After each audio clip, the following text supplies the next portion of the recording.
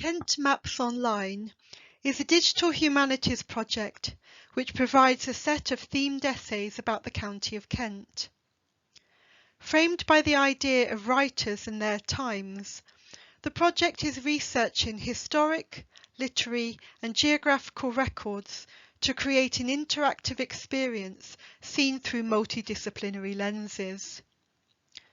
The project is a collaboration between the School of Humanities and Education at Canterbury Christ Church University, the University Library and Archives, and JSTOR Labs, who provide us with the tools and infrastructure for presenting the essays with interactive visualizations, historic overlay maps, as well as integrating open access sources such as Wikimedia. The project is highly collaborative, with students, staff, local historians, researchers from other universities, and also Duke of Edinburgh participants contributing content.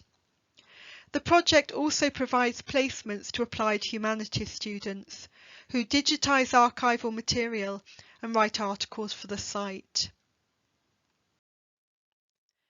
Kent Maps Online is a vision of Professor Carolyn Ilton, who gathered together a group of staff about 4 years ago to discuss the idea of a map that told the stories of Kent and drew on the expertise of staff research interests.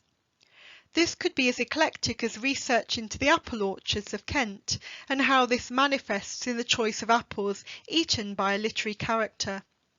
In its infancy, it was hosted on a wiki platform and had about 6 articles on Dickens and 4 on Jane Austen.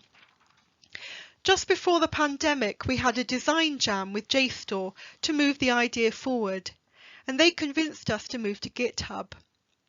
GitHub is an internet hosting service for software development.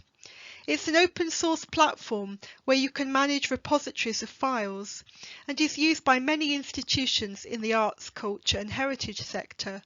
For example, the British Museum, the Natural History Museum and the Tate. In the first year, we worked on structuring and adding content, but then JSTOR asked if we would like to be one of the pilot projects for their new Juncture platform, which works with GitHub. They had already been working with Dunbarton Oaks, funded by the Mellon Foundation in the US, on a plant humanities website, and felt that this concept could be developed for the Kent site. This is Ron Snyder, who is their Director of Research and Development and who has been instrumental to the success of the project. Our multidisciplinary, multimedia and multimodal approach contextualises literature and textual records of historic events through an emphasis on the material conditions in which they were produced and circulated. Here we see historic overlay maps illustrating the route that David Copperfield took on his journey through Kent. Through collaboration with local organisations such as the Dickens Museum at Broadstairs, the Dover Wesleyan Methodists and the university's own special collections and archives, the project has digitised rare books, letters and a scrapbook of printed ephemera, which has been used to illustrate and give context to some of the stories on the maps. This work has included converting slides of the Dickens Festival from the 1980s and researching posters of Methodist events from the late 1800s. Here we are visiting the Dickens Museum at Broadstairs, who told us that they had some things we might be interested in their basement.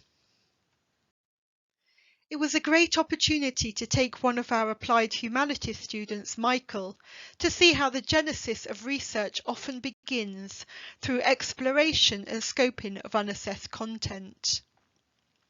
Letters from the Dickens Fellowship and also the Dickens Festival, as well as ledgers and photographs which revealed the story of the museum. Photos of how objects and rooms had been displayed in the 1980s, revealing a lot about the framing of the narratives we tell about Dickens' life. This type of archival material in ephemera can then illustrate the visual essay, providing real-time access to archival material.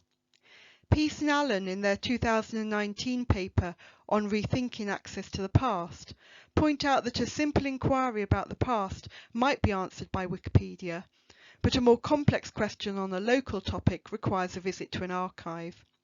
We hope that by involving students in the process of scoping and developing ideas, that we can bring together a resource that has resonance for those researchers unable to visit archives. We can join up the dots and provide a comprehensive resource on Kent's rich heritage. An unexpected outcome of our visit to the Dickens Museum was finding and subsequently digitising a rate book and map of Broadstairs, which enabled us to contextualise George Eliot's visit to the town. On another project, we worked with applied humanities students to surface stories in the history of Kent Methodism. 3 students photographed every item in the Dover Wesleyan Methodist scrapbook, which had been deposited with the University Library in the spring of 2022. Here is an article about Reverend Hugh Price Hughes, which was written with local Methodist historian Sue Bolden. If you look at the Wikipedia article for Hugh Price Hughes and search for Dover, you can't find anything about his life in Kent, because it only is a small part of his life, around 2 years. But for Dover Methodists it is significant, and they feel great pride in his work at Dover and the impact that this has had on the development of Dover Methodism. The scrapbook provided important archival sources which could enrich the storytelling of Hughes' time in Dover, but also allows the reader to be a participant in the process, as they can make their own deductions about the archival evidence that is supporting the essay. A poster which was pinned into the scrapbook enables us to experience the material culture of the Band of Hope Society in Dover. It enriches the story by allowing us to understand more about how meetings were advertised and which townspeople ran them. Sadly, we cannot provide a poster for the first meeting that Hugh Price Hughes set up, but through the juxtaposition of this image with the article, we are informing our readers of its continuance. The site exposes these archival gaps, but this is part of the rich tapestry of the telling. We acknowledge that we are curating the past, but we are trying to tell the story with the people, acknowledging their role in their curation of it.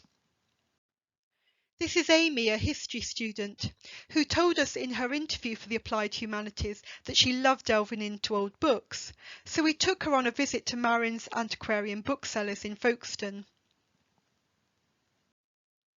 We found this amazing document which illustrates the use of the Bloody Code in Kent, and use this to illustrate an article which hyperlinks through from Great Expectations, as Magwitch was tried by the Bloody Code.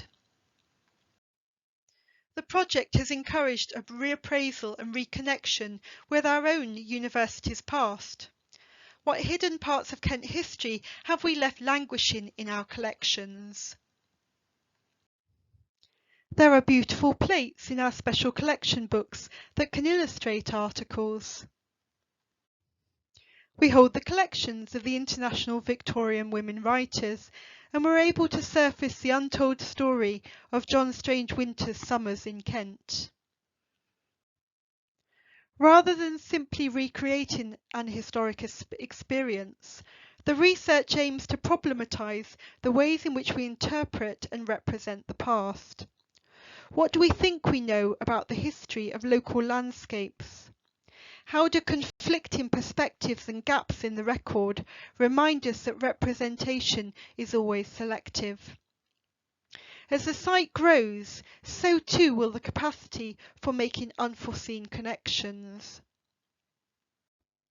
By combining the knowledge of local experts and academics, we are creating a multi-authored work, publishing on average 2 or 3 articles a month. We have also provided a weekly slot on Medway Pride Radio, highlighting LGBTQ+ stories, have a YouTube channel and host an annual symposium. Thank you for listening, and do follow us on Twitter or get in touch if you would like to know more.